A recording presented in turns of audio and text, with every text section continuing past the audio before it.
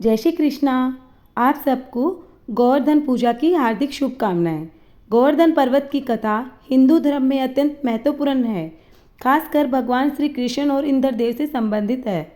यह कथा बताती है कि किस प्रकार भगवान कृष्ण ने अपने भक्तों की रक्षा की और इंद्र का अहंकार तोड़ा। आइए अब हम कथा को प्रारंभ करते हैं। प्राचीन काल में वृंदावन और गोकुल के निवासी हर साल वर्षा के देवता इंद्रदेव को प्रसन्न करने के लिए एक भव्य पूजा का आयोजन करते थे। उनका मानना था कि इंद्र का सही समय पर बारिश करके उनकी फसलों और पशुओं की रक्षा करते हैं। एक बार जब गोकुल के सभी लोग इंद्र की पूजा की बड़ी तैयारी कर रहे थे और तरह तरह के व्यंजन अंकुट बना रहे थे, तब छोटे श्री कृष्ण ने अपनी माता यशोदा और नंद बाबा से पूछा कि यह उत्सव किसके लिए हो रहा है। जब उन्होंने बताया कि यह इंद्र देव की पूजा है, तो कृष्ण ने प्रश्न किया, इंद्र का काम है वर्षा करना, वह अपना कर्तव्य निभा रहे हैं। इसकी बजाय वह गोवर्धन पर्वत की पूजा करनी चाहिए, क्योंकि वह हमारी गायों के लिए घास, आश्रय और लकड़ी प्रदान करता है। हमारी गायें ही हमारी आजीविका का आधार है। गोवर्धन पर्वत ही उन्हें पालता है। हमें प्रकृति, पशुधन और क्रम की पूजा करनी चाहिए, न कि केवल भय या लालच से किसी देवता के। कृष्ण के इस तत्व ज्ञान और सुलभ उपदेश से प्रभावित होकर सभी ब्रजवासी सहमत हो गए और उन्होंने इंद्रदेव की पारंपरिक पूजा छोड़कर सारे पकवान और सामग्री गोवर्धन पर्वत को समर्पित कर दी।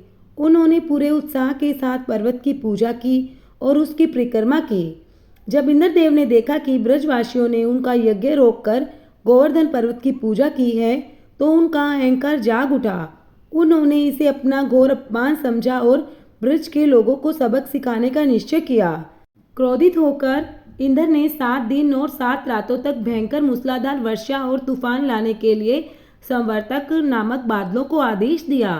देखते ही देखते पूरा ब्रजमंडल बाढ़ के पानी में डूबने लगा। बिजली कड़कने लगी और भयंकर हवाएं चलने लगी। ब्रजवासी और उनके पशु भयभीत हो गए, अपने प्राणों की रक्षा के लिए भागने लगे।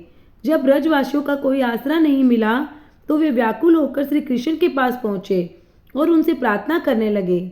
तब केवल 7 वर्ष के कृष्ण ने अपने भक्तों पर आए इस संकट को देखा। उन्होंने तुरंत ब्रजवासियों को बचाने का निश्चय किया। एक चमत्कार दिखाते हुए कृष्ण ने अपने बाएं हाथ की सबसे छोटी उंगली पर पूरे गोवर्धन पर्वत को एक छतरी की तरह उठा लिया। उन्होंने सभी ब्रजवासियों, गायों और अन्य पशुओं को पर्वत के नीचे आश्रय लेने को कहा। गोकुलवासी अपने घरों और सामान के साथ 7 दिनों तक पर्वत के नीचे सुरक्षित रहे, जहां उन पर इंद्र की भयंकर वर्षा का कोई प्रभाव नहीं पड़ा। 7 दिनों तक लगातार वर्षा करने के बाद भी जब इंद्र ने देखा कि ब्रजवासियों का बाल भी बांका नहीं हुआ है, तो वे सुखपूर्वक पर्वत के नीचे कृष्ण की जय जयकार कर रहे हैं, तो उनका अहंकार चूर हो गया। उन्हें यह एहसास हो गया कि कृष्ण कोई साधारण बालक नहीं है, बल्कि स्वयं परमात्मा का अवतार है। उनका क्रोध शांत हुआ और उन्होंने तुरंत वर्षा रोक दी और बादल हटा लिए। इंद्रदेव अत्यंत लज्जित और भयभीत होकर श्री कृष्ण के सामने प्रकट हुए। उन्होंने अपनी मूर्खता और अहंकार के लिए कृष्ण से क्षमा याचना की और उनकी स्तुति की। इसके बाद श्री कृष्ण ने गोवर्धन पर्वत को धीरे से वापस भूमि पर रख दिया। इस घटना के बाद कृष्ण को गिरिराज धारण या गिरधारी के नाम से जाना जाने लगा। यह कथा हिंदू धर्म के महत्वपूर्ण सिद्धांतों को दर्शाती है। यह सिखाती है कि भगवान अपने सच्चे भक्तों की रक्षा हर संकट में करते हैं, और यह सिखाती है कि शक्ति और पद का अहंकार हमेशा पराजित होता है। और श्री कृष्ण ने प्रकृति और पशुधन की पूजा का महत्व स्थापित किया। कृष्ण ने सिखाया कि अपने कर्तव्यों का पालन करना ही सबसे बड़ा धर्म है। इसी विजय के उपलक्ष्य में हर वर्ष दीपावली के अगले दिन गोवर्धन पूजा का पर्व मनाया जाता है, जिसे अंकुट भी कहते हैं। और इसी दिन भक्त गोबर से गोवर्धन पर्वत का प्रतिरूप बनाकर उनकी पूजा करते हैं। जय हो गोवर्धन पर्वत की, जय हो गिरिराज जी की। जय श्री कृष्णा।